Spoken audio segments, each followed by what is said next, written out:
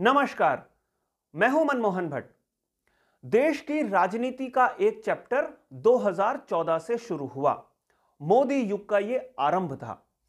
जब यह युग आरंभ हुआ तो उसके बाद बीजेपी बम्पर वोटों से चुनाव जीतते हुए नजर आई।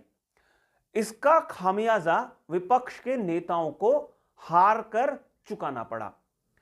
कई ऐसे नेता हैं जो 2014 के बाद से राजनीतिक वनवास झेल रहे हैं, जो विपक्षी खेमे के हैं।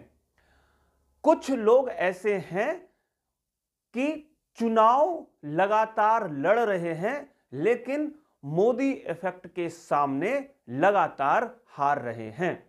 उत्तराखंड के पूर्व मुख्यमंत्री हरीश रावत भी उन्हीं नेताओं में से एक हैं। ब्लॉक प्रमुख से लेकर केंद्र की कैबिनेट तक पहुंचने वाले, उत्तराखंड के मुख्यमंत्री पद तक पहुंचने वाले हरीश रावत आज अपने राजनीतिक वनवास को खत्म करने की जद्दोजहद में लगे हुए हैं।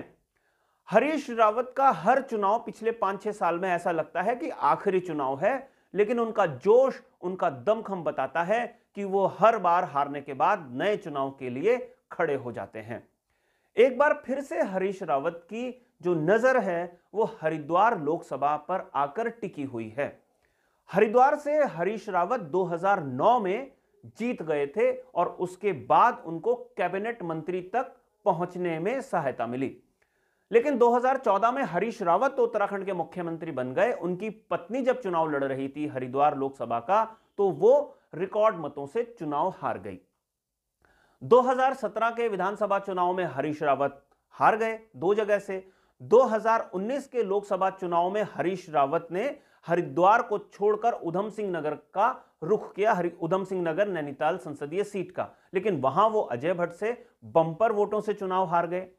2022 में एक बार हरीश रावत फिर से जोर आजमाइश कर रहे थे विधानसभा चुनाव में, लेकिन यहां पर भी हरीश रावत को हार मिली।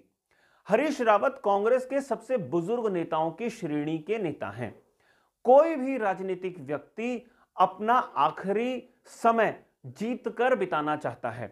अक्सर खेल के मैदान पे भी हमने देखा है, जब आदमी रिटायर हो रहा होता है, खिलाड़ी रिटायर हो रहा होता है, तो पूरी टीम की कोशिश होती है, उस खिलाड़ी की भी कोशिश होती है कि वो जीत कर रिटायरमेंट ले। लेकिन पिछले 5-6 वर्षों से हरीश रावत जीत का इंतजार कर रहे हैं। हरिद्वार लोकसभा में तैयारियों में वो जुट गए हैं, ऐसा लगता है। भारत जोड़ो यात्रा पूरे देश भर में चल रही थी। उत्तराखंड में भी भारत जोड़ो यात्रा का अभियान चलाया करण माहरा ने, जो प्रदेश अध्यक्ष हैं, लेकिन हरीश रावत ने हरिद्वार भारत जोड़ो यात्रा तरीके का एक अभियान चलाया। और अब वो गन्ना के जो किसान हैं, गन्ना किसान हैं, उनकी समस्याओं को लेकर धरने प्रदर्शन कर रहे हैं, मौन व्रत कर रहे हैं, राज्य सरकार पर हमला कर रहे हैं। जाहिर सी बात है, हरीश रावत की राजनीति के केंद्र में अगले 1.5 वर्ष तक हरिद्वार संसदीय सीट ही रहने वाली है। वहां उनका एक जनाधार है। उनकी बेटी हरिद्वार से विधायक भी बन चुकी है और हरिद्वार में कांग्रेस ने 2022 के चुनाव में अच्छा प्रदर्शन भी किया है, विधानसभा चुनाव में। हालांकि जो ग्राम पंचायत के चुनाव हुए, पंचायतों के जो चुनाव हुए, उसमें कांग्रेस थोड़ा सा बैकफुट पर नजर आई। लेकिन ऐसा बताया जाता है राजनीतिक लोगों के द्वारा कि आमतौर पर पंचायत चुनाव वही जीतता है जिसकी सरकार राज्य में होती है। खैर, वो एक अलग समीकरण है। तो देखना यह है कि हरीश रावत के भीतर कितना दमखम बाकी है। लोकसभा चुनाव आने में अभी 1.5 वर्ष का समय है, लेकिन जो कैंडिडेट होता है वो पहले से ही अपनी राजनीतिक जमीन तलाश करने की दिशा में आगे बढ़ रहा होता है। और ऐसा लगता है कि हरीश रावत ने हरिद्वार को एक बार फिर से चुन लिया है। 2019 में उधम सिंह नगर नैनीताल सीट से हार का स्वाद चखने के बाद हरीश रावत एक बार फिर से हरिद्वार को अपनी कर्मभूमि बनाना चाहते हैं। देखते हैं इस बार मोदी फैक्टर के सामने हरीश रावत और उनकी कांग्रेस कितनी टिक पाएगी।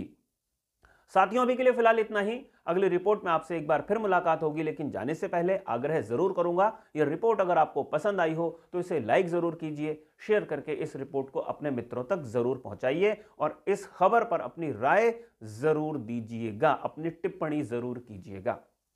अगली रिपोर्ट में फिर मुलाकात होगी, तब तक इजाजत दीजिए। नमस्कार।